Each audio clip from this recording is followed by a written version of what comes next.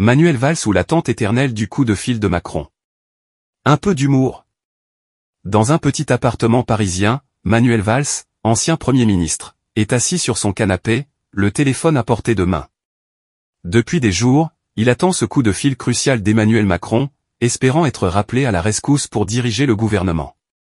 Je suis sûr que c'est pour aujourd'hui, murmure-t-il à son chat Napoléon, qui semble plus intéressé par sa sieste que par les ambitions politiques de son maître. Valls a même préparé un discours d'acceptation, qu'il répète devant le miroir chaque matin, juste au cas où.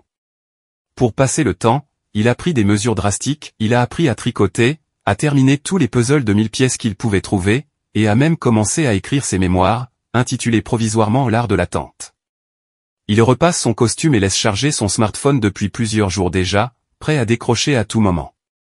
Il s'est même épilé le maillot, histoire d'être impeccable pour le grand jour. Valls fait souvent de drôles de grimaces et se met à gesticuler comme Louis de Funès en parlant, ajoutant une touche de comédie à son attente interminable.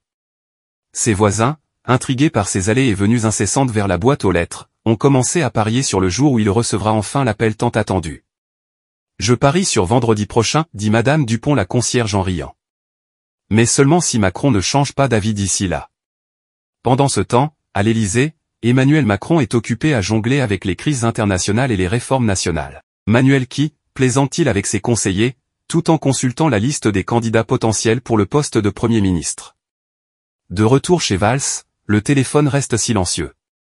Napoléon le chat, ouvre un œil paresseux et semble dire, peut-être demain Manuel. Peut-être demain. Et ainsi, l'attente continue, dans l'espoir que le destin, ou du moins Emmanuel Macron, finira par se manifester. Et qui sait, peut-être que le Père Noël aura plus de chances de l'appeler avant Macron.